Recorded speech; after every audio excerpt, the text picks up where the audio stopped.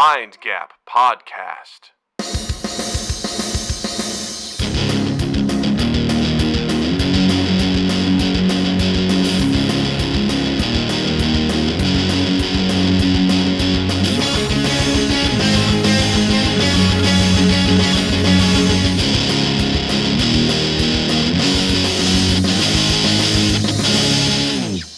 Hey everybody, welcome to Mind Gap Podcast. I'm Doug. I'm Justin, and we're Jarryd-less this week, and that makes me sad. I wish we had Jarryd every week because he has amazing stories. He does, honestly. If you haven't listened to last week's episode 407, you fucking should. It was a goddamn delight having him on here.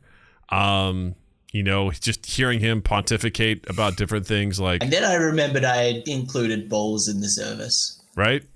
And I'm so happy.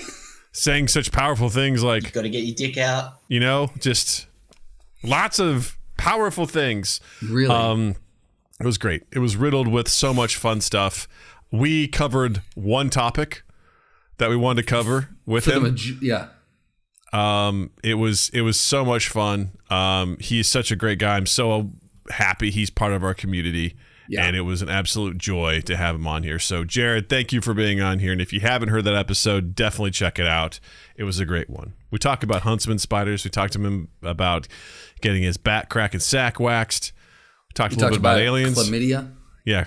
Chlamydia and koalas. Like, it's some great times, man. Great clips. We spanned the gamut. We really did. Yeah.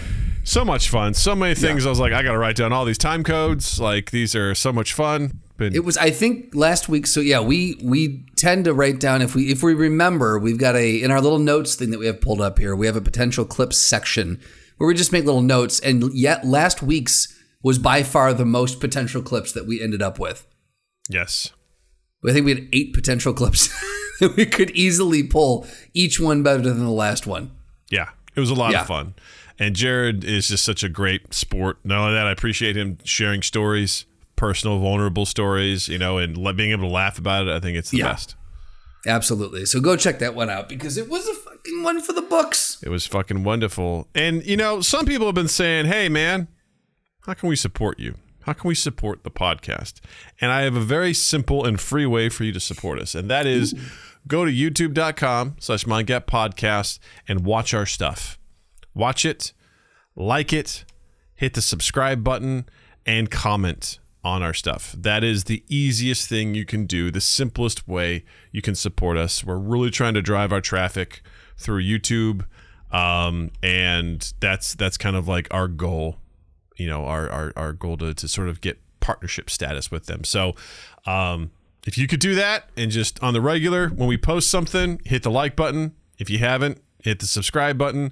If you could just leave us a comment, drive up that sort of algorithm jazz, that would mean the world to us. And if you're feeling really generous, you can share the link to what you're watching if you find it amusing or a short or anything. Sharing is if you want to go that one extra mile. Yes. That's if you amazing. find it that funny and you want to share it to your circle of folks, it would mean the world to us because you never know, we could gather more people that way. So that is a really big call out. Look, in fairness, you could share us if you find us idiotic, too. True. You can share us around and say, hey, check out these dum-dums. They're talking about koalas and chlamydia, and I have no idea what's going on. Look at these dummies, you know? Yeah. But seriously, that would mean the world to us. If you could do that, it would help us out tremendously. So please do that. Please support us in that way. There's links in the description for merch, for our Patreon, of course, our Discord. If you want to join the community, please do that as well. But the big thing is going to YouTube and engaging with us there would mean the absolute world to me and to Justin and to honestly the whole goddamn country. And this country needs it right now more than ever. Yeah. If you want to sow the divisions and really like bring this country together, go to YouTube and watch Mind Gap. I think that's the bottom line. You know, politics may drive us apart, but Mind Gap brings us together. Yeah. You've got to get your dick out. You know? And that's such a good, clean clip too. It really is. I think really the best. What I was happy about is every time he gave us an unintentional sound drop, somehow you and I were very quiet around it. Yeah. You gotta with Jarryd, you gotta let him just go because you're gonna get gold. Well, that we were intently listening because it was so interesting hearing him go through great detail about getting his back, his butt crack, and his ball sack waxed. And it was like just listening, and then he's just, says, And then I remembered I had included balls in the service. Right? Yep. It's classic You can't forget stuff. you included the balls. Nope, don't forget about the balls. You can never forget about the balls. There was an 11th commandment on that stone tablet that Moses dropped on his way down from the mountain, and that one was, you got to get your dick out. That was number 11, and then number 12 was. And then I remembered I had included balls in the service. Don't forget the balls. True. You can't forget the balls. Yeah. Yep. So, good stuff. Good stuff. One thing we did not get to last time was that you were missing from episode 406. Because the wonderful Seth Tremmel filled in for me. That's right, because you were celebrating a very special occasion down in Mexico, Missouri. A place that you've always wanted to go to get a quiet beach getaway. It's not really a beach. I mean, I'm sure there's like a pond there or something. It was a riverbank, is what it was. Yeah, it was a creek bank. Yeah, more of a creek. Yeah, it was a creek bank. Yeah, yeah. And Creek Bank, great place. It wasn't great interest rates. It's a local place. You can get your loans for what you need. It's don't go to the credit union. Go to Creek Bank. Don't go to these fucking Bank of America. I mean, Jesus Christ. I mean, they're getting sued for overdrafting people all the time just because. Absolutely. But the Creek Bank is going to take care of you. They'll never charge you for overdrafts. That sounds so awful saying it to me. Does crick sound bad to you as it does to me? I know I have a past with that word. Oh, very much. When you first said the word cricker, I was like, I don't think is that something we can say? And it is. Look it up. It's okay, but it sounds it's horrible. not okay if you say it in the wrong place or the right place. If you want to start a fight in my hometown, then fire away, Yeah, absolutely. A lot of white people don't have a lot of like really bad pejorative terms. Most of them are honky and cracker, and they're hilarious. Like there's not really much. Cricker is in my neck of the woods. That starts a fight. That starts a fight. That's a fight. People, right there. I've said it so many times, and man, I just remember the shit I saw kids in school calling each other that name, and it just like fucking throwing down their backpacks, getting each other's face. So when the teachers break it up, they're like, "I'll see you at the pond after school." You're not helping your case. And just. Yeah, man, it was wild. But anyway, you went to the Creek Bank just to see how Middle America, does its local loans. I always wondered. I've heard you speak highly of the bank and its facilities, and it didn't disappoint. It did not. Yeah. You walk in and they give you a natty light when you walk in. They're like, hey, man. I thought it was weird, but it was very refreshing. Like, cool, I need some water, thank you. Absolutely. I was dehydrated. I didn't realize how humid it was here. Yeah, very humid. Yes. Yeah. Sweaty. It was sweaty. So sweaty. But no, you went to Mexico. I went to Akumal, Mexico, which is in the Gulf side or the Pacific side, the east side, if you will. I went to the east side of Mexico. East side, Mexico, represent. Yep. And it's beautiful. If you're ever looking for a getaway, I highly recommend going to Akumal. And there's a place called Turtle Bay, and you can snorkel with sea turtles. And there's a hotel right on the bay. It's fucking gorgeous. Beth and I went down there to do nothing, and it was everything. I have told Beth for like the last 10 years, I'm like, I just want a vacation where I don't feel like I need a vacation when I get back. And then some of those vacations are fun. Like, you go out, you have a kid. So when you guys go out, I'm sure you guys came up here, we went horseback riding. And when you guys go other places, you go see this and you do that. You go to Disney World, you hit the parks. And sometimes it can get really exhausting. We go to Canada, it's hiking and it's, driving through Glacier National Park and all these things. It's shitting in the woods. It's shit in the woods. It's running away from bears. While you're shitting in the woods. Look. Don't come across a bear who's shitting in the woods, or else you will need to run away from it. That is the rule. It's on Canada's money, actually. It's on the coin up there. But I'm like, I just want to sit on a beach. I want to do nothing. And so she Beth did a wonderful job planning this, and it kicked off with this incredible surprise that I had no idea about. We went to Chicago to stay overnight at my sister-in-law's house before we flew out of O'Hare, and we got there. And I woke up, and Beth had written this note for me that said, "Okay, here's the itinerary for the day," and it was Giordano's, and I actually got it right here. It says, "Happy 40th birthday. To kick off the celebration, I've put a day of birthday shenanigans together in the city of Chicago. Step 1, my sister's house. Step 2, Navy Pier. Step 3, Sweet Mandy B's. Step 4, Giordano's in the South Loop." And I'm like, that sounds like a great way to have a Chicago day before we go to Mexico.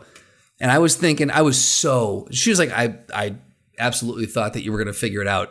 And what she was smart about, is that step 2, Navy Pier, that had me so hyper-focused on Oppenheimer. I was convinced. I'm like, oh, well, she got us. She thinks she's being coy and saying we're just going to go to Navy. I figured this out. Okay, we're going to go see Oppenheimer in IMAX, and it's going to be awesome. I was so excited about it. I kept bringing it up in the car. We get to my sister-in-law's house, and as we're walking up, we get out of the car, and the neighbor goes, "Oh, looks like it's going to be a fun party." I didn't know that. Oh, it looks like it's going to be a fun party today. And I thought, in my mind, I'm like, she must think we're going to someone else's house because we're going to go see Oppenheimer, and then we're going to go to Giordano's. Yeah, I'm like, whatever. And Beth, she just started flop sweating. She's like, "Oh man, this got ruined." So we walked up to the front door, and usually Beth walks into her sister's house first.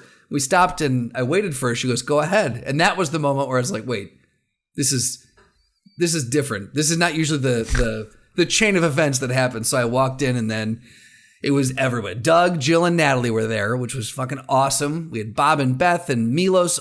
Basically, anyone who's been on the podcast before. Yes. Almost everyone there had been on the podcast before. Yeah. My folks drove up from the Quad Cities to be there. My mom and stepdad came in from Schaumburg. It was just amazing. So the last time I had a surprise party was my 16th birthday, and it accidentally ruined it. So I had never gotten a true surprise party. I found it out by accident, and this absolutely had me floored. So it was such an incredible way. To kick off the birthday. I could not have been more just happy and just thrilled. It was amazing. So big thank you to Beth. Thank you guys for coming out too. Like, I was so happy to see. I love that Natalie was there. That absolutely made the fuck. I'm like, that's so cool that she came. Yeah. It'd been so easy for her, I'm sure, to go to a friend's house or whatever, but that was so cool. Yeah. She wanted to be a part of it, and she was nervous when she got there because she's like, "I'm the only kid here," and I'm like, "Yeah, sorry, It is what it is." Yeah, it is what it is, right? Can't go now. Yeah. No, it was great. I was really happy to be part of that. And seeing you surprised, I was like, wow, look at that. He did not see this one coming. That's awesome. Not, no. I told Beth I'd be a horrible detective. Yeah. Absolutely horrible. Because all the cars that were parked in the street, I'm sure I could have picked out one of any cars. But yeah. True. It's also horrible. Like there was a Cubs game going on. So, that was there's awful traffic. And we got caught up in it. And I was like, this fucking sucks. So it's like, just chalk it up to the Cubs. I'm not very observant either. So I never would have. We were driving down the street, and I'm like, oh, they trimmed the trees on this street. Looks nice. Mm-hmm. There's a lot more light coming in. I'm so just looking everywhere else. It's amazing when, there's a reason why people say, hey, just act as if you belong. Like a lot of times, if you just act like a normal person, right, most of the time you're not going to catch people's attentions. You just can kind of go on by. It's just people going about their lives. You know? So it was super fun. And then we got on the plane the next day. We flew out on a Sunday, had 5 full days, and then flew back on a Saturday. So it was a very an ample amount of time to sit and do nothing. We read. We had some great margaritas and some beer and just relaxed, good tacos and food, and it was just fucking amazing. And then one of the highlights of the trip, because of this guy sitting across from me on this computer screen right here. Hi. This guy, the Cochrans very generously, for a gift, gave us a romantic dinner on the beach. It was absolutely lovely. There's some really great pictures. I still have to do some posts on Instagram, so follow my Instagram if you want to see these pictures of what was set up. But I mean, we sent you some of those, right? I think. Yes. Yeah, it was. They had this like little hut, and they had all these sheer like curtains cloth that were hung up. It was pink and white, and they had this flower arrangement and these really beautiful wood carved turtles that were in the sand. It was really, really cool. Dinner was great that night, and I didn't tell you what was cool is it was almost as if you had planned. Beth and I were, so the sun went down and we were walking along the beach back to the hotel room, and this older gentleman who had a guitar was just walking the beach, just playing, and he stopped and serenaded us with this just beautiful Mexican love ballad, and then went on his way. And I was like, we both looked at each other. He plays some like, Afro Man, you know? He did. It was She Won't Let Me Fuck by Afro Man. He's just like, hey, you look like a beautiful couple tonight. I got a song that's perfect for you. Yeah. You ready? Ba-da-ding. She won't let me fuck. And then there was one guy in the back going, I really need to bust a nut. So someone who just pops out of the ocean, you know, like they're just ready. just out of the sand. Yeah. You're like, you're just like, this is exactly what I needed. Doug set this up. I would have known you set that up. You're like, Doug was involved with this one, you know? Yeah. No, it was the weirdest thing though. I was like, this could not have been more out of some fucking movie or something. But it was he had a great voice too. It was the weirdest thing. That's awesome. But it was absolutely like that kind of capped off an already just incredible night. And then we did some snorkeling. We saw like 3 sea turtles, like 4 stingrays, myriad of fish, and some like coral reef. It was just, again, all of it was absolutely stunning and super relaxing. So I had a really, really great 40th birthday. It was really nice. Were you worried at all that you're starting this new decade based on a lie? Based on a lie? Yes. Oh, with the surprise party? Yeah. Yeah.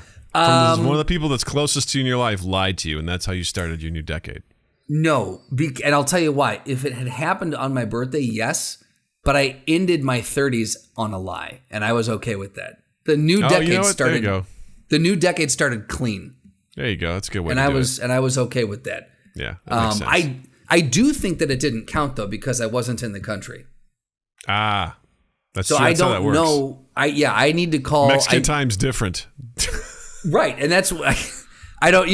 You know, like in Vegas, like you're not really married, but you are, but not really. So I feel like that's kind of how it goes here. Yeah. So I don't know if I need to call the Pentagon and get like official ruling. That is who you call when it comes to your birthday when you're traveling abroad. It is the Pentagon. Is that 511? What's the number for the Pentagon? Yeah, it's 511. Okay, cool. Yeah. 811's if you want to call before you dig. Make sure you don't hit the gas line. 411's like, hey, I don't have an emergency, but I have a question. 501's like, yo, I have my birthday abroad. What's the deal? Right. Okay. Pentagon's like, we'll get right on it, sir. Answer coming to you shortly. We'll get back to you in 3 to 5 business days. Did you send us your fax? Right. Did you send us the fax? Because it's got to come in through the fax. Otherwise, right. we can't start the process. Did you include a cover top sheet on the fax? Yeah. Cover letter on there? Did you do that? Did you do it? Yeah. I don't know because we don't know who it's coming from then. Exactly. Well, I'm glad you had fun. It sounds like an absolutely wonderful vacation. I know you struggle with getting older. How was that turning 40? How have you been since? What's the scoop there? And that's the thing. It wasn't as I was bracing because I thought on the day I was going to have like a mini panic attack.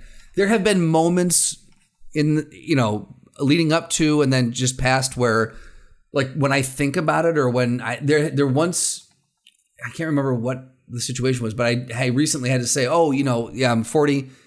I had to say the age, and when I said it out loud for the first time, just conversationally, it was like it kind of sent me back on my heels just a little bit. But it's okay. Like I'm trying to have I'm trying to force myself to have a better outlook on it and not get mired down in what it means, of like, life is wrapping up because it's not. I know it's not. I know I have, knock wood, I've got a good couple more years on me, but I'm trying not to let those thoughts seep in.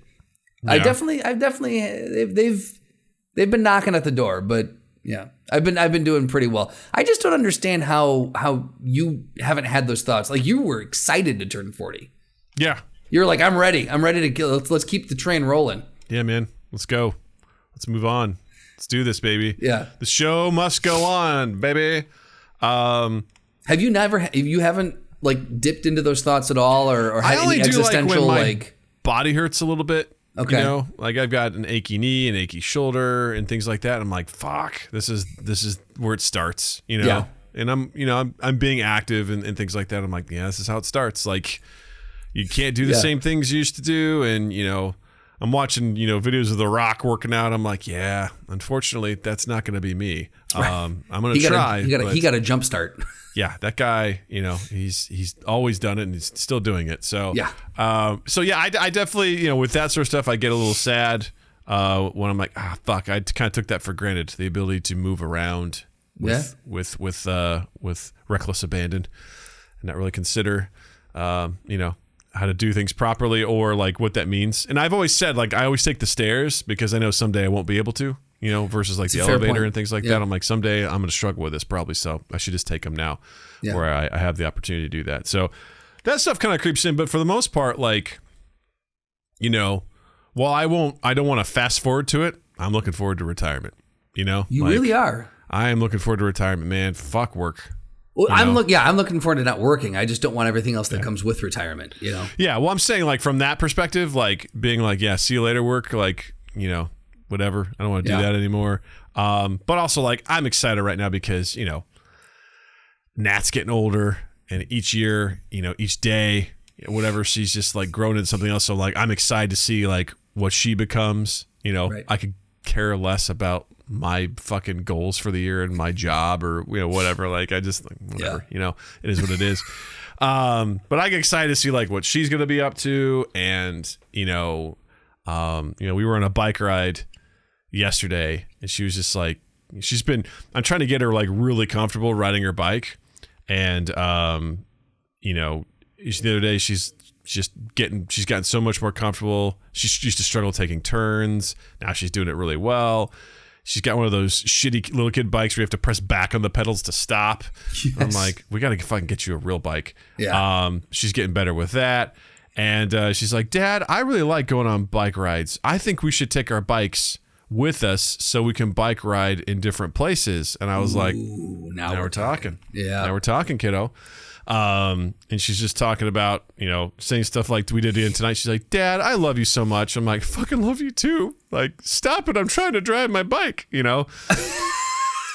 just, shit like that. Just it warms my heart. And, I mean, a lot of my life, and I've said this before, and a lot of parents will say it's like, your life changes when you have a kid because your life becomes a lot about them. And I used to look at that as like, great, I have to give up my time for this fucking thing, and I was very reluctant at first, but then as time has gone on, it's just made me a better person because I'm like, look at all the cool stuff we get to do because I even consider doing because of her, Right. She's like, Dad, can we go do miniature golf? I'm like, fuck yes, let's go do some miniature golf. Like she's coming up with some great ideas. Dad, do you want to play video games? Yes, I want to play video games. Yes, I do. Let's go play video games. Absolutely.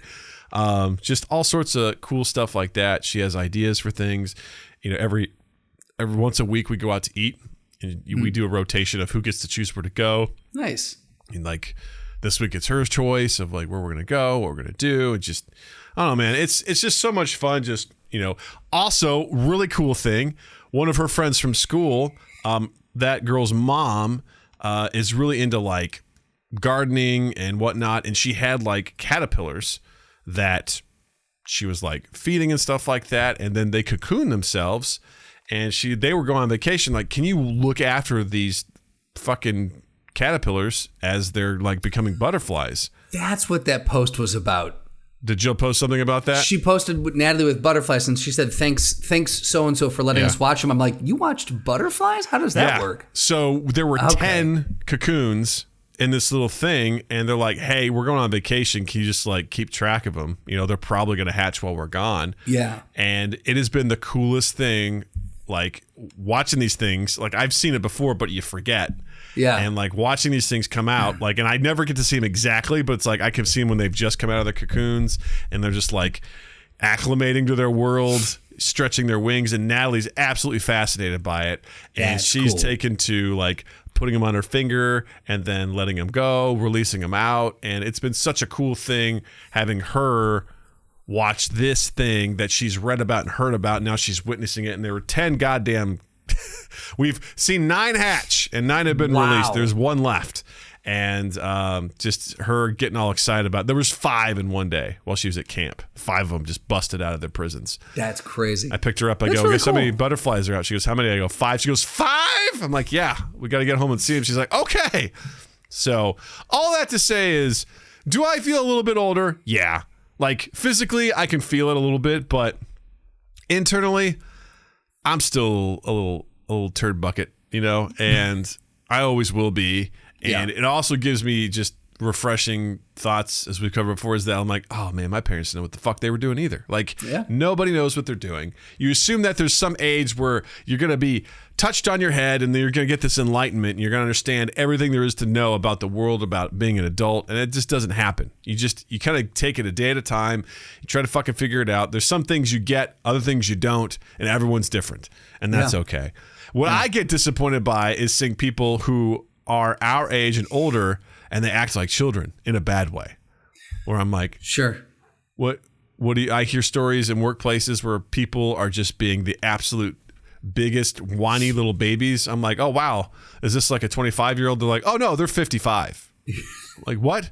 Yeah, this 62-year-old. I'm like, you mean this person who's about to retire is acting like a child? Like, yeah. I'm like, what the fuck, man? This is crazy. Yeah. What the fuck?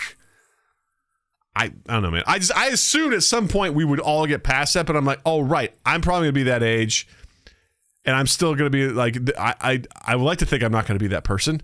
There may be some things I won't be good at, you know, because it's something a newer generation will have hold of. But at the same time, like when I hear people just doing some dumb ass shit at work, I'm like, you gotta be fucking shitting me, you know? I totally hear you, and I agree with that. I think there's a difference. There's a big difference between retaining your youth and acting like a child. Yes. Like, because you and I have talked about what's that? Very big difference. Yeah, you and I have talked about this before on the podcast, and even off mic. That idea, and kind of like what you alluded to, is that at some point you just feel like you're going to get touched in the head, and you're just like, you're going to feel like an adult. And if I didn't look in the mirror mentally, I still feel like I'm 19. Like I'm like, farts make me laugh. I still like when I watch Dumb and Dumber, I'm like, that's a good fucking movie. I think that's funny. You know, like I still have a level of immaturity or youthfulness or youthful exuberance in my mind. And then, you know, your body is a different story. You're like, oh, you are 40, but I don't feel like a quote unquote adult. I keep waiting for that switch to flip to be like, yep, here it is. Now I'm adulting full time.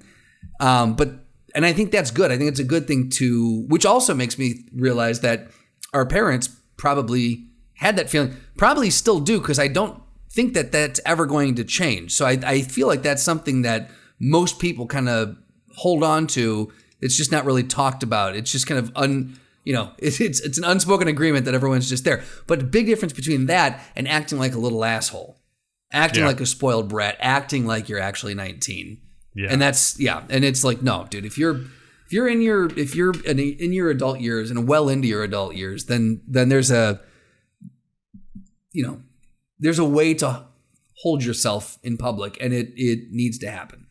I think there's definitely a wisdom that comes from just being on the earth over time. Like there's some things you should just like gather and pick up on.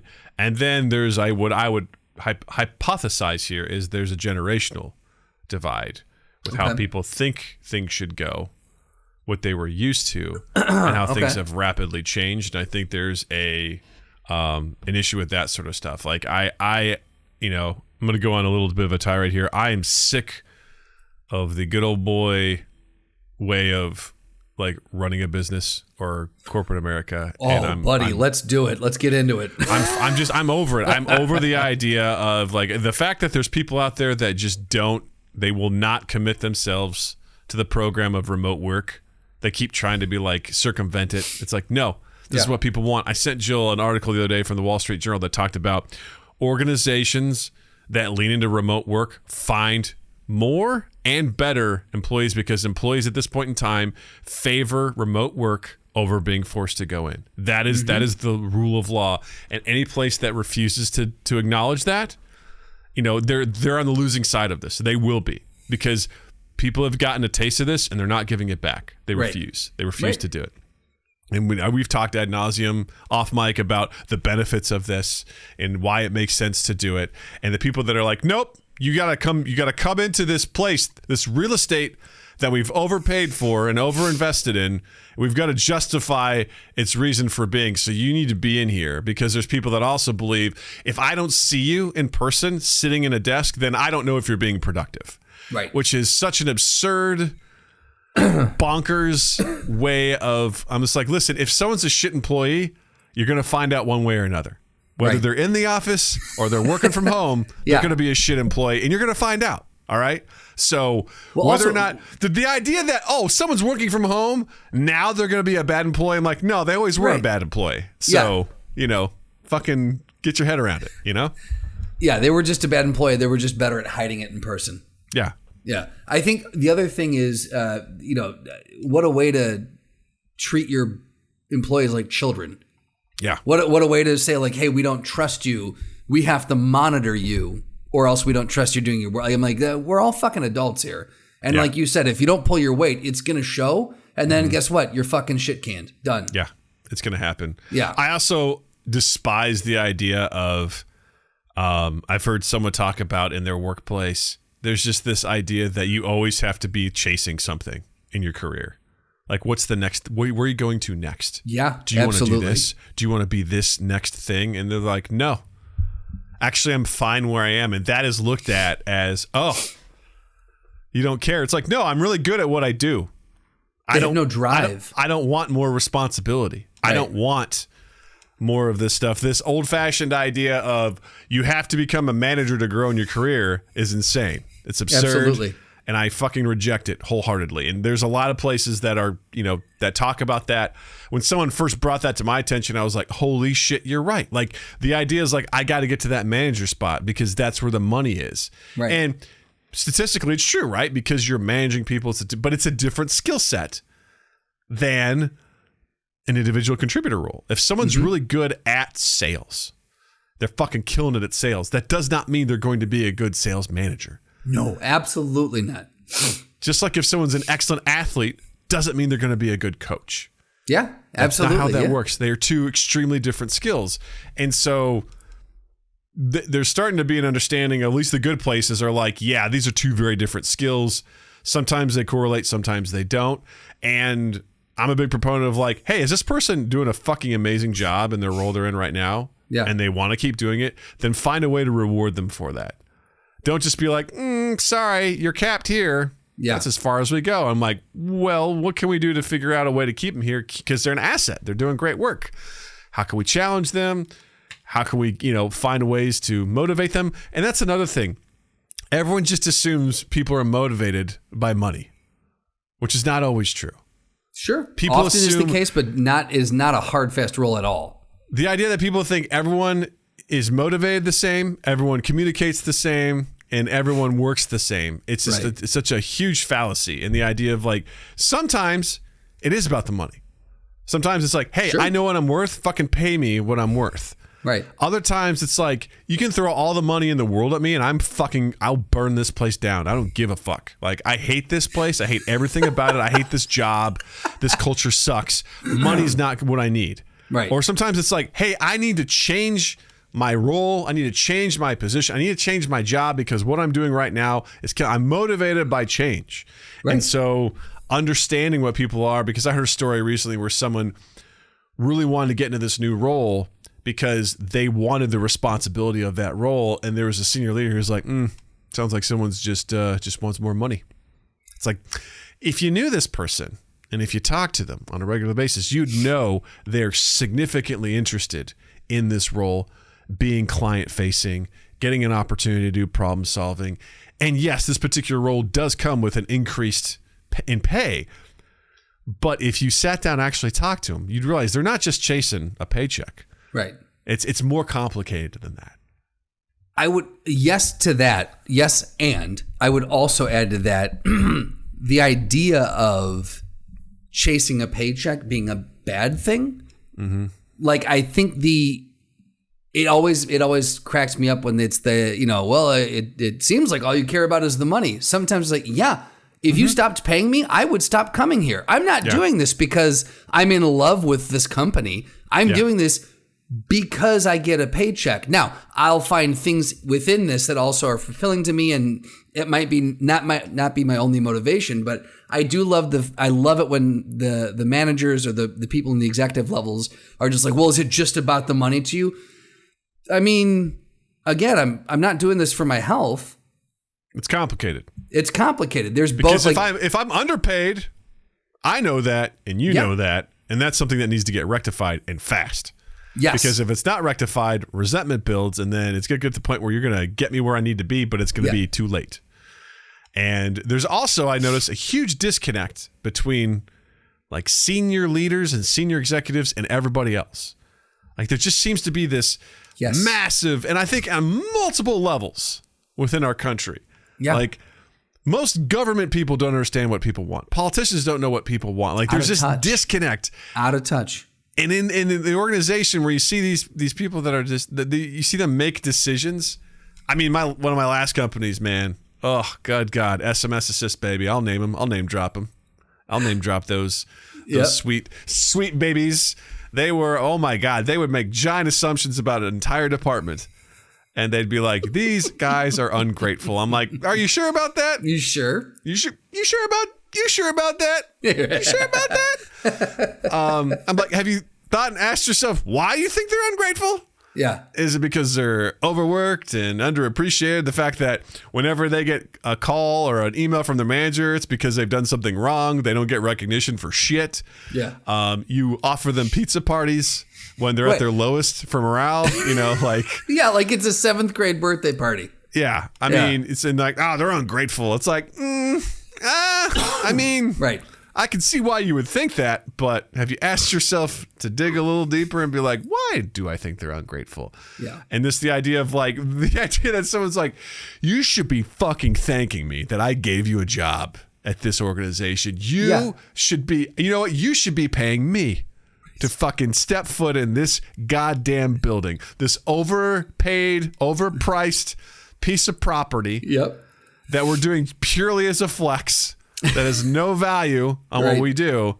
You should be fucking paying me to walk through these doors every goddamn day. You should be grateful that I offer you benefits of any sort. Yeah. You should be grateful that I don't make you pay for your own goddamn equipment, you sorry sack of shit. How dare you want more money? Yeah. Oh my God. Like that's... Yeah. The idea of money shaming, again, not saying that money is the ultimate motivator, but the idea of money shaming or shaming someone when they are going for more money, it's lunacy. It's lunacy to me. It's absolutely crazy.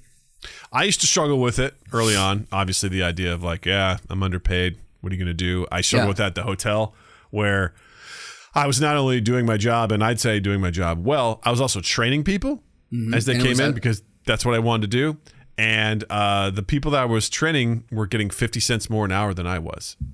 And they were just regular folks. And I just sat there and I just took it. Like I didn't know what to do about that. Because for me, it was at the time, it was more important to have some sort of responsibility because I really wanted that. Yeah. But I didn't know how to go into my bosses and be like, hey, I know the people that I'm training are getting paid more than me.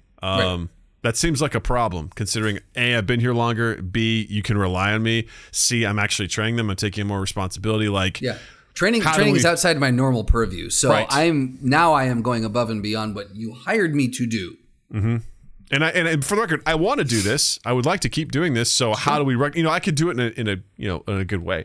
Yeah. It wasn't until later on where I realized how grossly underpaid I was in an organization that I was like, hey, we need to talk about this. Like, I literally asked for a $15,000 raise. Yeah. And they're like, I don't think we can do that. I'm like, well, we need to fucking figure something out.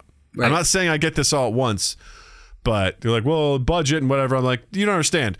I am so grossly underpaid for the job that I'm doing that like this is a huge problem. Yeah. And we need to find a way to get there. And ultimately we got to a place, and then I left the organization. And the next organization I went to also kind of underpaid me, shortchanged me. Yeah. It wasn't until I got to the place I am now where they're like, we see the value of Right. what you are. Right. And we're going to pay you appropriately. One hallmark of a solid organization. Right. Because they understand the market, they understand the role, they understand the responsibilities of it. And listen, I'm not going to fault some businesses. I mean, this stuff is complicated, right? Trying to find the value of a position, right? Because Yes. it's like, what is this position? And while it may be similar at one organization, it's not always the same across the board. So you're trying to use, just vast market data Absolutely. to be like, how do I value this job? Right. Well, because, And for example, experience. you and I hold the same title, technically, but Yeah. you and I's jobs are vastly different in scope. Yeah. And so, like, right there, you could just look at it and say, this title X, is, consummate of this amount of money. But what we're doing is so different that it's not, apples to apples. Yeah, it's very strange. So I say all that to say that the folks who act strange to me, who seem like, whiny little babies in the workplace, I think there is a disconnect in just their life experience too, right? Like a lot of people were like, I work at this place for 30 years and then I walk out with a pension, or, their sort of mentality with how work should be like, oh, I need to physically be here so you can see that I'm doing my job. Or people that are like, I have to get FaceTime with these high ranking people so I can prove to them my worth. To all that, I say, eat my dick, because I don't want to do that. I don't want to do that stuff. I don't like the idea of being like, oh, I got to go talk to this guy, this senior VP, and just like, I got to try and carve out some time on his calendar so that I can talk to him about, who I am and what I do, Yeah. No. Now, what I will say is, if you are advocating for yourself, if you have an idea of where you want to go, if you want to change something, you want to change your role, you want to switch to a different spot, it makes absolute perfect sense to go and try to connect with people, to be like, hey, I want to get into this job. Tell me more about what you do. Tell me about your skills. Who do you think I should connect with, and how can I get the skills that I need to get to here? That's a completely different story. Right. But it's just being like, oh, senior VP. Hey, senior VP, I'm Doug. I think you're pretty cool. You have a pretty cool position and title, and you get paid a lot of money. My name's Doug. Don't forget it. pay me now? It's just there's a gross way of going about that stuff that, again, that's what people think you have to do. And trust me, to some extent you got to, but I'm not here to play that game, man. I'm my ambition to climb higher. The fuel's run out of that tank. Well, isn't it amazing how, again, we talk about a lot of things off mic, ladies and gentlemen. It's what we do. That's why we can have this. It is. It's why we have this rapport on mic. No, but we've talked about before how if you had told yourself time travel, right? If you now had gone back and told yourself when we first met. Now we're getting to a mind gap regular thing, time travel. If you had told yourself, even back when we first met, or even take it back 5-6 years ago, that you would kind of be disillusioned from climbing the corporate ladder and not, if you had done this 180 and the past you would look at yourself and go, that's insane. Why would you ever stop? Why would you ever stop that climb? Because that's what you do. That is because I think that's, at least it has been for so long, how we have been programmed to just go, you get the job with the pension, you work X number of years at this place, you get the gold watch, you retire, and it's this, everyone does this thing. And if you're not still growing, you're dying then. And it when you first told me that you were like, I'm really I don't know, kind of liking this idea of freelancing or you know, trying something creative or artistic. I went, time out. Who are you and what have you done with my best friend Doug? What is going on here? You know? Yeah. It's amazing how those things can change once you get to a certain point. Well, that and the pandemic had a huge part of that. Just, you know, absolutely totally made me, it shifted everything about work to the point where I'm like, wait, why are we going into the city every single fucking day? Why are we spending all this money to commute, pay for parking, take the train, walk, do that thing, and then come back home? I'm like, absolutely. I've always believed that what I do can be done from home and should be done from home. Like, why are we doing this? And also just being like, what's really important to me? You know, my fucking family. Right. Spending time with my family. Yeah. Enjoying my time, you know, like, right. That's what I enjoy. And I'm like, oh yeah, this is really important to me. And that shifted everything for me where I was like, yeah, you know, like I like what I do. Right. Happy doing what I do. Don't need any more responsibility. Yeah. Good. Like I want to take what energy I would put into that, and I want to just kind of explore other interests, other hobbies, other whatevers. Yeah. I've seen people in my team like get promotions. I'm like, good for you. Yeah. I don't want it. Like I just don't. When I first started at my current company, people would get promoted or they would get this, that, and the other thing, and it would just eat at me because I was just like, well, why not me? This idea. What am I not doing? You know, right? It was this idea of this competition, and I never understood it because I've long said since we've met, I have always said that I'm not built for corporate America. Like this, I find the idea of going into an office and working for a larger corporation to be a bit soul sucking. Yet here I am, and I've been doing it for many, many years now.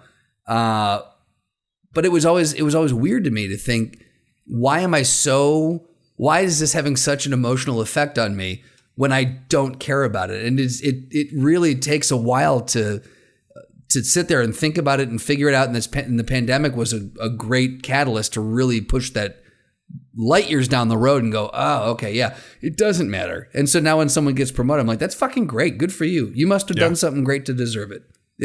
It changes the whole game. And to be fair, the people that do get promoted, I'm like sincerely like, good for you. Yes, that's what I mean. Well earned, well deserved. I'm super pumped. You must have done something great to do. Like, good job. I've worked good with for you. I know how good you are. Yeah. Keep it fucking going. You Absolutely. know? And for me, I've just gotten to the point where I'm like, I don't really want to do anything extra. I don't want. I'm just happy doing what I'm doing. Yeah, that's what I am. And if that's a crime, fucking lock me up. You know? Does it make it hard to do because we do quarterly self-evaluations, and then that seems excessive. Then a year evaluation, and you got to update the goals. Like, what are your goals? Like, are you on track with the goals you set? Are you off track? Are you ahead of schedule with them, and this, that, and it. I'm surprised at how much that sounds like me. That does not. That does. Cool. Yeah. Do you find it hard to do? I'm assuming you at least do annual self evals. We do halfway mark. We do mid-year reviews.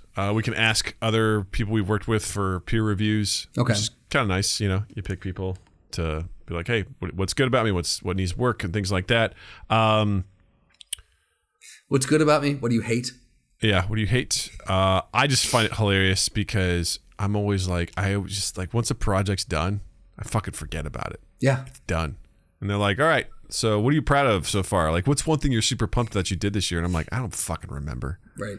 It's fine. It all just runs together where I look back, I'm like, oh, right, I did do that thing. And I just, you know how I am. Like, I have a hard time really just looking at what I do with like, I did a really good job. I'm like, it was fine. You know, like it's whatever. Like, I worked on this project that won an award. Like, and with like an entire, like worked on something that it was such a bizarre award. It was like one of the top like compliance courses for this particular industry. And they're like, hey, congrats, you helped with this. I'm like, did I? I was like, you basically told me what to put in here. I put it in there and I made it look nice. I'm like, if I won an award for like a video that I created, you know, from scratch and designed and like did whatever, I'm like, that'd be one thing. But I was like, yeah, this is some boring ass compliance shit. Like, they're like, this is phenomenal in this industry. This is some top grade shit. They're like, dude, you got to put that on your resume. I'm like, I'm not going to put that on my resume. Like, I will not. Do I have to? I was like, I won't. I used that as a tool for last year for like my annual review. I'm like, I got this thing that got an award. Back in my mind, I'm like, I don't fucking care. Like, Okay. This I is just the don't. thing I can put on here. Yeah. Right. I have a hard time, just being like, let's reflect on the year. What did you do? I'm like, I don't fucking know. Right. I don't know. I mean, I got shit done. People seemed happy. I mean, And people were satisfied. I want to be able to put that like, hey, no one complained about anything I was doing. That's got to be a win, right? Yeah. I haven't gotten any complaints. I've been here over 2 years. People seem happy with what I do. Yeah. I mean, listen, am I breaking down? Am I digging up all sorts of new and innovative stuff? No. Is that who I am? Not really. Not really. So I really also really understand where my lane is. Yeah. And I want to stick to that. People are like, how can we market this better? I'm like, I'm not a marketer. I don't know. Ask my podcast co-host. He knows. I don't do marketing. That's not who I am. I have a very limited, like I will run about, 10 meters of the 100-meter dash, and I stop. I'm like, you know what? This isn't for me. I can't do this. I ran out of ideas. I don't know how to do this. So yeah, it's great stuff. Also, very interesting and great stuff. This is a big moment for us. I want everyone to sit down if you're not already, and I need you to pay attention. This is a Mind Gap exclusive. Oh boy. All right. If you're a long-term fan of Mind Gap Podcast, going back to like in the 200s of the episodes, I used to do fake ads as pre-roll, as like a cold open for the show. Had a lot of fun with it. I did it for about a year before I was like, okay, I got to stop doing this. But I was always amazed at how every single week I was able to come up with some bizarre shit. It was amazing. Fake promoting. But one of the ones we did for a really long time that was sort of like an inside joke was poop.com. And for the longest time, I would find different ways. I had this very aggressive thing. I found it recently. It was a very aggressive ad for like financial advice. It's like from poop.com. It's just like, what are you doing with your finances? What are you doing with your life? Well, you need to fucking figure it out. Head over to poop.com now to get all. That's just like this dude, bro. I'm trying to tell you all about poop.com. And I would like do something romantic, like, check out the new, dating app over at poop.com. I found a way to make poop.com kind of like a thing, and poop.com was not a thing. If it was, you didn't want to go there. Well, I've got big news, ladies and gentlemen. Poop.com is a real thing. Whoa! And it's not what you think it would be. Also, it's not spelled how you think. It's POOPH.com, probably because poop.com is owned by someone and they're doing really awful stuff there. But poop.com is a pet odor remover.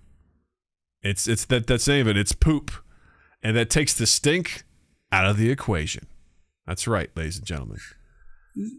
It's there, and the logo looks like a butthole, and it's all about getting rid of pet odors. I think my favorite part about this is the fact that their logo is straight up a butthole. Yeah. It's totally a butthole. Like if you've seen Community, the flag, this is unmistakably a butthole.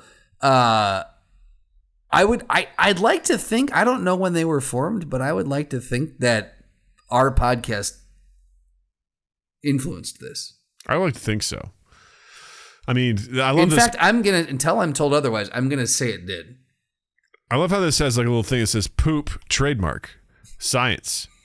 Poop takes the stink out of the equation, completely and permanently dismantling odors on a molecular level. Unlike enzymatic formulas that work slowly and leave odors behind, poop works instantly to eliminate odors at the source. So there's no stink or fragrance. When you use poop, it's as if the odor was never there. And amazingly, powerful as it is, poop is safe for people, pets, and the planet. I love how after every time they say poop, it has a trademark after it. Now, in fairness, is POOPH. So they have trademarked that spelling of poop, ? Yes. But, yeah. Also, this dancing poo video or GIF, very disturbing. I don't like this dancing poo at all. Right. Yeah. He's aggressively dancing at me, and I don't like it. Yeah. Should we order a bottle? I feel like we need to order a bottle of this just to see what it's all about. Well, what I love about it, too, is this offer is not available in stores. Fill out the form below to order your poop now. It reminds me of like one of those old school 80s and 90s commercials. Needs to have the blinking, all major credit cards accepted. Bonus, poo laundry additive. Absolutely free. Yeah, right? I want to get... There's more. But wait, just there's pay more. $24.95 plus shipping and handling. And also, it instantly dismantles odors on a molecular level. It makes it sound like it's doing it's doing a lot of heavy lifting is what it's doing. It dismantles odors. It's at the same time, it's threatening, and it's also very scientific. Yeah. It's used by the 5 largest waste treatment companies in the country to eliminate odor and improve the quality of life in the surrounding communities. So am I to understand that there's just a guy who's walking around a landfill with a little spray bottle just Yep, I mean, that's good. I'm sure that's not what it is, but that's what they make it. That's kind of how that's how I see it. You know, they're like, we use this there, and it's just like, we send out the crew. It's a bunch of guys with super soakers that have like with poop on it. And there's like, psh, psh, psh, psh, psh. Oh. There's a how to use and an FAQ page, Doug. Oh my goodness. You want to know how to use it? You find the source of the stink. You make sure poo comes into contact with all of the source of the odor. Go ahead. Give it a good rub in. No. Let poop work its magic. Moment of truth. Smell it. Is the stink still there? I can just imagine just using this on I love the very first question from Frequently Asked Questions. Frequently Asked Questions about poop. This sounds like a kid's book. Yeah. Is this water? This is not water. We promise. The U.S. government confirmed it. Well, that doesn't help your case. Yeah.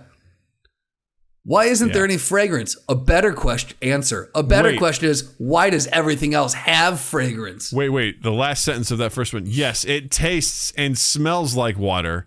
Please don't drink it. But it is not water. It tastes like water, meaning it has no taste? What does that mean?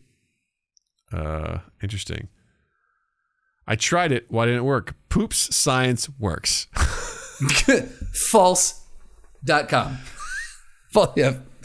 This, I'm not going to lie. There's a part of me that wants to buy one of these. I think I might. I think I might get it and see if it works. You got 2 dogs. I mean, you might, If I spray this on my dog's asshole, it doesn't say anything in here about it, right? Well, here's the thing. Yeah. I'm looking at the real, this testimonial from Mark R. My cat loves to roll around in dead stuff, and the stink is unbearable. In the past, there's been a nightmare trying to get him in the bath, but with poop, it's so easy. I just spray a towel and wipe him down. No more drama. This guy puts this on his cat. Okay. I find that disturbing.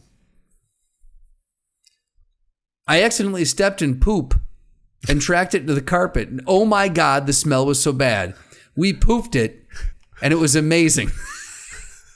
Not only did I put this poop on poop, and the poop was gone. Oh my God. This almost is one of our fake ads writing itself. Right? It is. This really is. What's this? I said, why isn't there any fragrance? Yeah,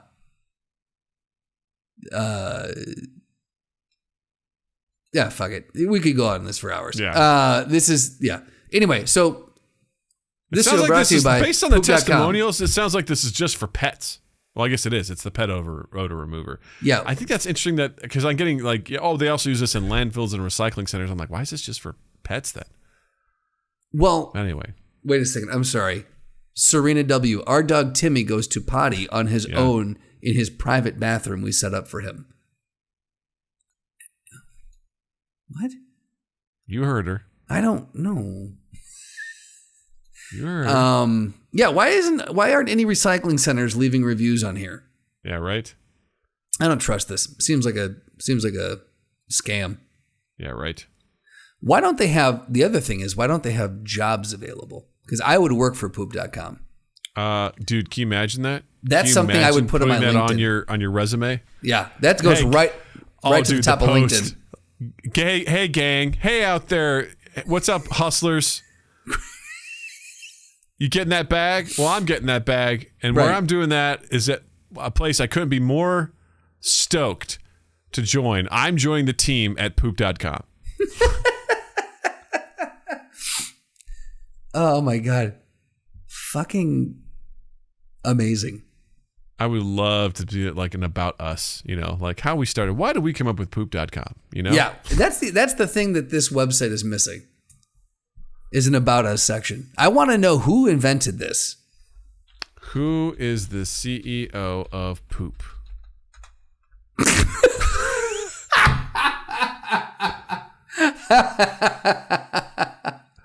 Sitemap.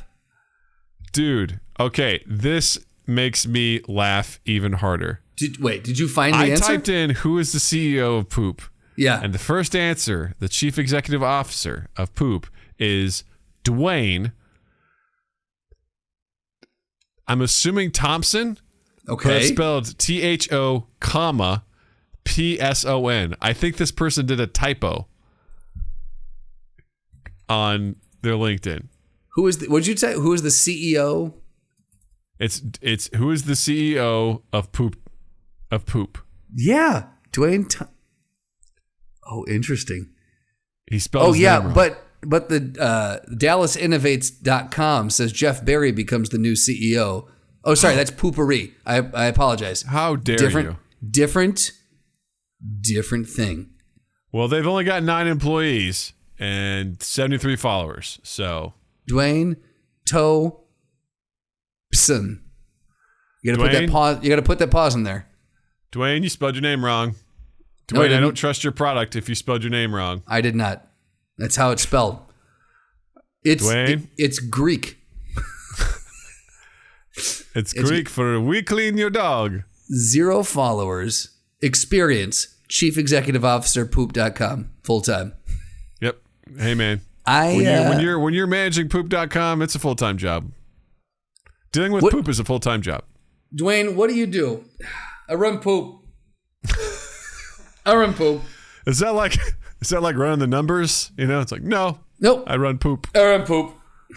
You say it like that too. I run poop. I run poop.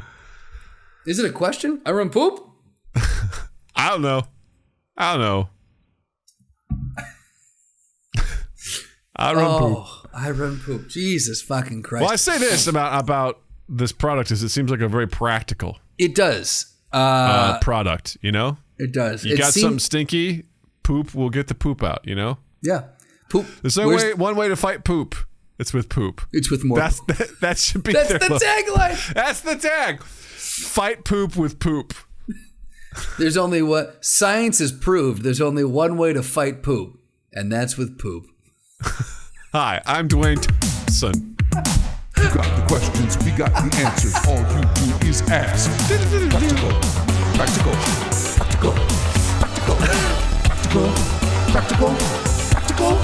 Ask Practical Doug. You've got to get your dick out. Hi, I'm Dwayne Thompson. It's going to be my new favorite thing to do. Hi, I'm Dwayne Thompson. Respect the comma, you son of a bitch. Respect the comma, respect the poop. I think this is a character we need to develop. Respect the comma, respect the poop.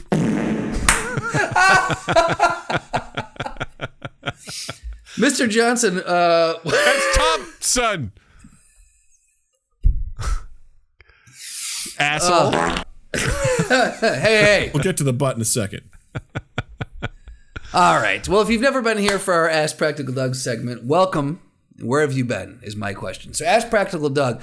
Practical Doug's a little Doug who lives inside of Big Doug, and he's very practical. He helps Big Doug through all of life's practical needs. If you would like to ask Practical Doug a question, guess what? You're in luck. You can. You can go on any social media at MindGap Podcast, hashtag Ask Practical Doug, and ask away. Or you can join our Discord where there's a special channel just dedicated to Ask Practical Dougs. Now, we love Am I the Asshole subreddit. All right, this subreddit is just a minefield of practical questions, and today we've got another one. So we're going away from the asks, and we're going to the Am I the Assholes? This person, it's Howdy Burtis, wants to know, am I the What a great asshole? name. Howdy Burtis. Dwayne Thompson wants to know, am I the asshole for watching an adult TV show next to a 10-year-old kid? Situation is as follows. I'm on a 3-hour flight and I have the window seat in a plane. In the middle seat next to me sits an 8 to 10-year-old male kid, and then the aisle seat is his mother. I have my iPad with me and had downloaded several episodes of the TV show The Sopranos to watch on the flight. Soon as I get seated, I pop open the iPad and start to watch. Now, in the show, several scenes take place in a strip club Tony Soprano owns, and you can see the dancers who are not wearing any clothes except a thong. The kid next to me has an iPhone and is playing some games I could not recognize, but after it's an unnecessary detail, but after a short while stops and starts paying attention to my screen. The mom notices, takes a glance, and then taps me on the shoulder. Hey, excuse me, would you mind watching something else? This is not appropriate to watch in front of a child or in public spaces. He goes, look, I'm sorry, I don't have anything else to watch or read, and you can't really expect me to be 3 hours on this plane doing nothing. I then proceed to tilt the screen towards me and continue watching, but her kid still seems interested and ignores his mom. The mom then starts complaining out loud about how rude and inappropriate it is. After a while, I just say, if you're that bothered, either switch seats with your son or move somewhere else in the plane. She then gives me the stink eye before switching places with her son. I'll tell you what cures the stink eye is poop. We didn't talk again for the remainder of the flight. As we were exiting the plane, though, she again starts complaining to someone who I assume was her husband, sitting in a couple rows up front, about how people can be so inconsiderate. I just laughed it off and said, whatever. It is true I had nothing else. If I had a book or some other shows, I would have accepted her request. I talked with my friend when I got home, and he said that perhaps I should have thought more about my choice of show to watch in a plane. Honestly, I didn't think beforehand, just downloaded it. Sopranos episodes because it's... just downloaded Sopranos episodes because it's the show I'm currently watching. I don't really like to start new shows until I finish the one I'm currently on. So, what do you all think? Am I the asshole? I'm glad you asked. Howdy, Burtis. Howdy, Burtis.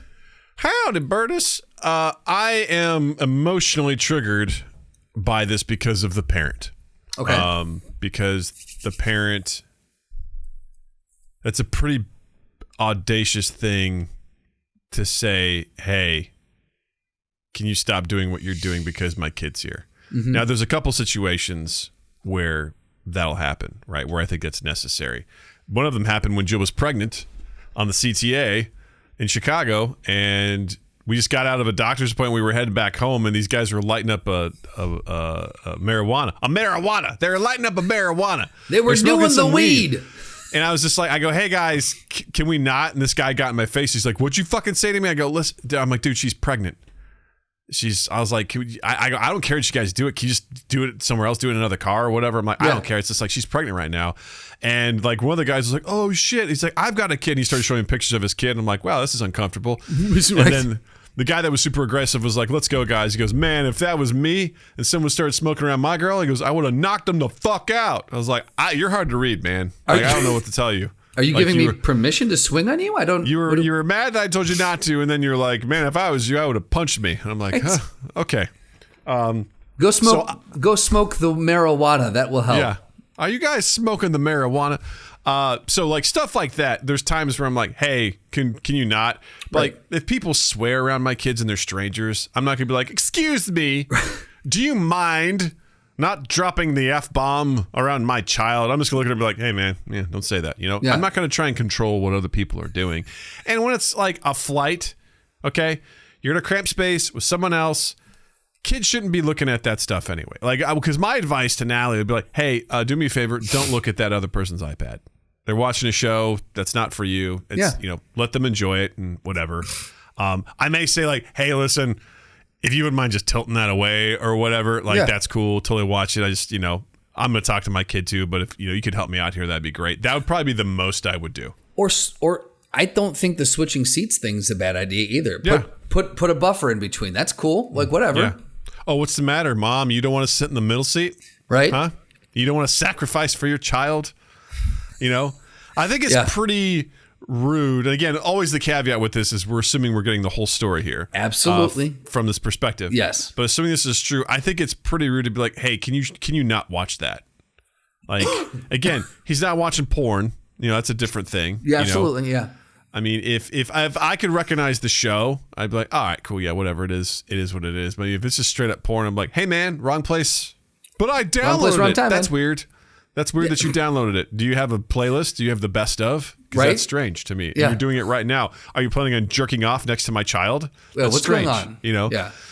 But I'm like, looking, he's watching a show that has some topless people in it at a strip club. And also, how long was the goddamn scene? Well, and I just got done watching this series not more than a couple months ago, and I can tell you any one of those scenes does not last more than maybe a minute. Maybe. Right. Yeah. Yeah, I was like, I'm sure it doesn't take place the whole time. It's probably just like you get an establishing shot or like you get a moving shot through the facility or there's background. Like that's not the main point. One of the girls comes up and says something, then turns and walks away. That's it. Like they deliver a message. Yeah. I'd be more concerned about them. All right, now he's going to try and choke this guy to death, and bury him in the backyard. Like that's the stuff or whatever. But I think that's incredibly strange to me. To basically try to get someone to change their behavior or what they're doing. Yeah. With something like this, it's like, I would also say that I do agree with the friend in the sense that I understand you don't want to start new shows before you finish other shows. Okay. I mean, everyone does it, but okay. If you don't want to do that, there has to be something else. Don't give me that that's the only show you could have watched. True. If I'm going to go on a plane, I'm watching The Sopranos. I know what it is. I personally get uncomfortable if I'm watching something. Now, there's been times where it's not even mine. It's whatever's in the seat back. Sometimes they got movies on the plane in the seat back. Some of those have nudity or steamy scenes in them. And there have been times where I've been watching that and something's come up and I've felt very self-conscious that people are going to think I'm a freak. And I'm like, it's a movie any one of you could be watching right now. I don't know why I get it in my head. Yeah. But I am very hyper aware of what I'm watching and what other people could be seeing on my screen. So I would say maybe just give one more think through to what it is you're watching in an airplane. I'm not saying he's wrong. I'm just saying maybe just consider is this going to potentially put me in an awkward situation? That's fair. It's a fair consideration. I feel like you bring up the fact that they have in-flight movies that also may have that sort of stuff kind of also, gives the exact same thing. Like, hey, man, I could watch the same shit right here. Right. Like right now on this thing. Are you going to get mad if I do that? Right. Like the airline sanctioned this. Yeah. Like you're going to get mad if I watch this thing on here. You're going to get all pissy about that too. Like, and like, you know what? That's fair too. Like I feel like I talked myself out of the argument on that one. Well, also, I mean, I remember reading The Boys, like, on the train. You told me about this, Some very, very explicit content in that. And there was times where I'd be like, oh, okay, I'm going to just get this a little bit closer here because I'm just, I felt subconscious about that. My favorite one was I was reading, like, I think it was Herogasm, and I'd gone to the eye doctor and they did the dilation. So like I had to like really hold it up close to my face. So I'm getting dilated. I'm just like staring at all these nude pictures, like depictions of stuff. And I'm just like, oh, that's a giant superhero gangbang, or whatever. I was like, maybe I just should not read this right now. So I think there is something to consider with that. But at the same time, it's like, listen, all I would say for this guy is like, make a concerted effort so that the kid can't see it. Yep. That would be my thing. Just be like, kind of maybe tilt away from him and tilt it towards you or whatever. Just make an effort to do that, or try to put your arm up or something. Just if you're concerned about that. But I don't think this person's an asshole for being like, I'm watching a show that's 20 years old. Right. I've downloaded it for this 3-hour flight. Like, I'm gonna fucking watch it. Like, get over yourself. I always have a hard time with, what am I going to tell my kids? It's like, fucking just tell them, hey, quit looking over there. Is that your device? No, then don't fucking look at it. Right. I have other shit for you. Play your games on your phone, okay? And if it's going to be a problem, if you can't follow my instructions, then we're going to switch seats, or we're going to, we're going to have a real problem. That is a conversation with the parent and the child. Yeah. In that situation, the guy wasn't like, "Hey, you want to watch this with me?" Like, hey, kid, look at these tits. Hey, you want to see Tony Soprano fucking murder somebody? Like, Jesus. If someone's just kind of minding their own business, doing their own thing, it's just like, whatever, man. They're out in the world. That's no different to me than you walk by, you go to the beach, and you see someone in like string bikini, right? It's like, excuse me, could you please cover up? Can you please do this? That's distracting. It's like, get fucked. Like, just that's the world. Yeah. If you're in an environment where that possibly could happen, then you just fucking deal with it. All right, like, get over yourself. Yeah. So. Practical Doug rules. This guy's, Howdy Birdis is not the asshole. It is decided. Ha cha cha cha cha cha cha. That was fun. I was trying to find some Am I the Assholes this week, and there was a lot of depressing ones. No. Jesus Christ, this that's is it. That was a real. good one. Yeah. I was like, where's a good silly one? I'm always looking for that. All right, Justin, what do you have to recommend this week? I am going to recommend this week. Sunday night, Beth and I went and saw Barbie in the theater. And I gotta say, yes, sir.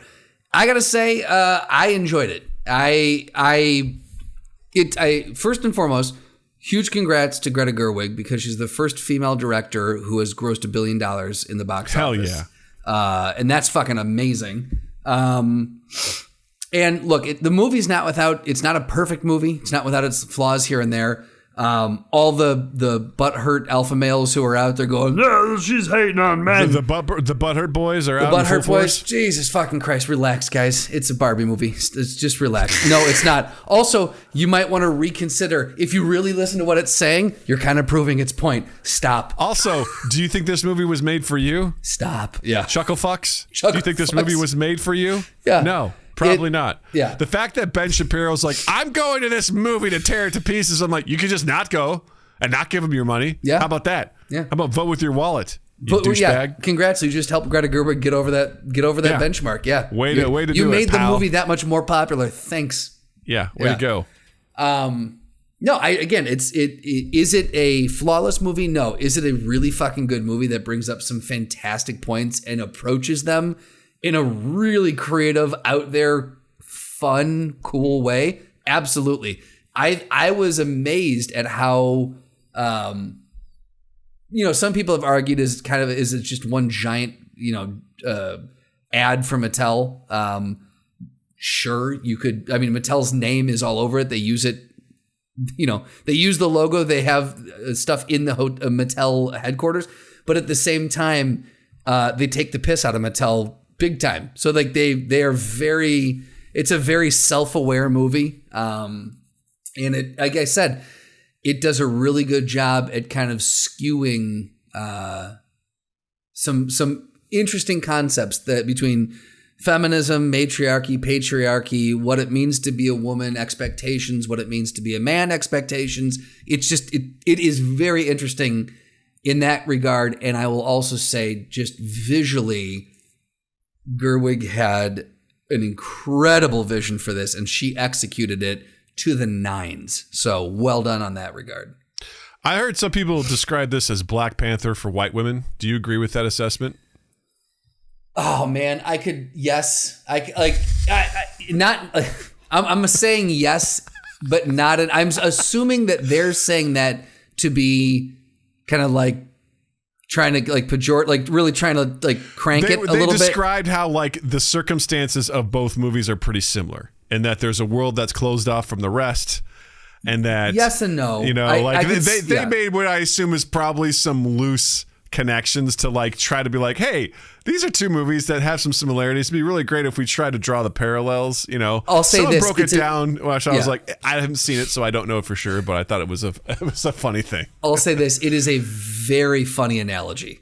Like Good. it's funny, and I don't fully disagree with it. But if they were saying it to take the piss out of it, I don't agree with it in that regard. But I don't think they were doing it that way. No, I think it came across as like, if you think about it, like how odd is this connection? Yeah. In that regard, 100%. Yes, I could see that. That was funny. Yeah. That is so Fucking Black Panther for white women. Oh my god, absolutely.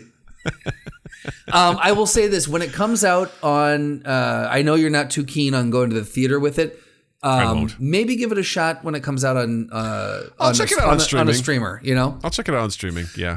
I have now. I'm not a girl dad. I don't have a daughter, but I have heard people say there was one review that I read from this. It was from the not the audience reviews. It was from the quote unquote professional reviews, and it was a girl dad. But he's like, this is the kind of movie that I would seek out when my daughter hits the right age to learn a little bit more about the struggles that she's in for. This is the kind of movie that I would seek out for her to watch. Because most Barbie stuff, I avoid like the plague with Jill or with Natalie because I feel like it gives the absolute wrong message. Well, and that's they specifically call that out in the movie, and they deal with what, like, long story short. I'm not ruining anything, but the in Barbie Land, they think that they've saved the real world, and in the real world, they're like, "Oh, you very much haven't. You've made this much more difficult for us." And so it's dealing with those two things. It's so interesting. It is interesting how self-aware it is of all the criticism that Barbie has received as well. So, well, I think also some of the criticism I've heard was of the salad tossing scene. Oh, mommy!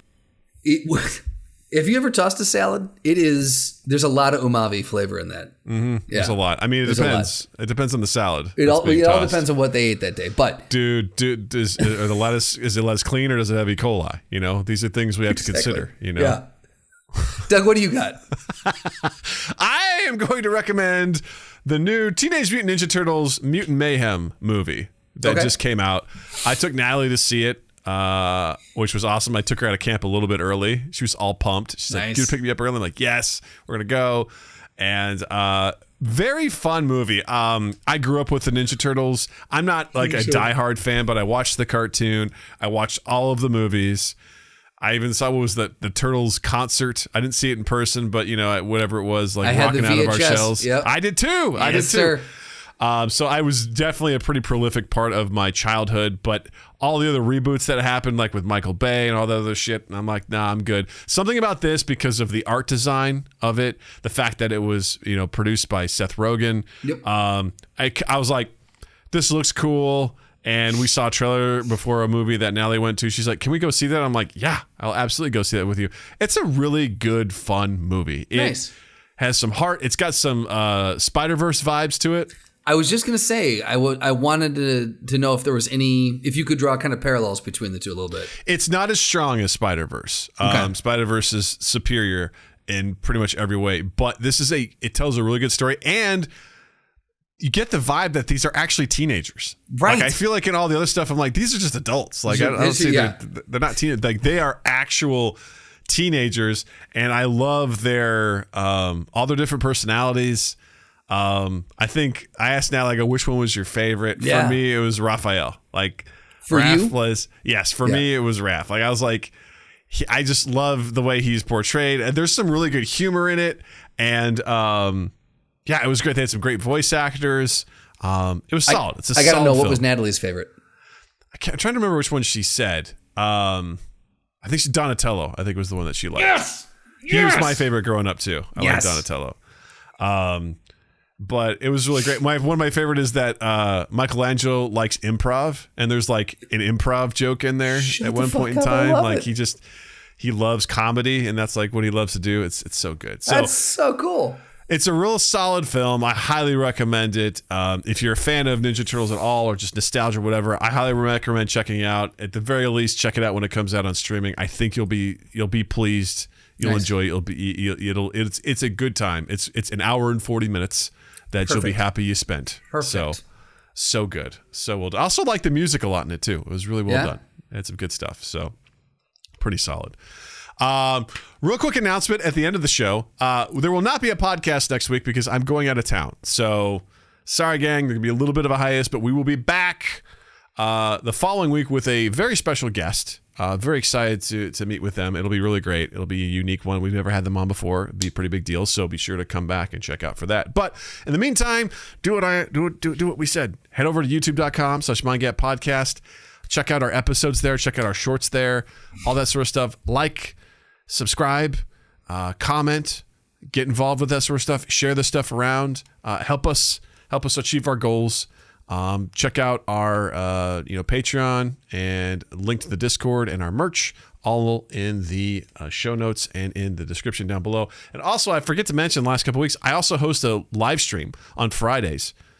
Actually, be Saturday this week. Fridays and or Saturdays. I play video games with people in the community or just by myself. Right now, I'm playing Baldur's Gate 3, which, if you don't know what that is, you may or may not like it. It's basically top-down like role-playing game, but it's based in the Dungeons and Dragons universe. It's made by Larian Studios, who did Divinity Original Sin 2, which is one of my favorite games of all time, and it is fucking awesome.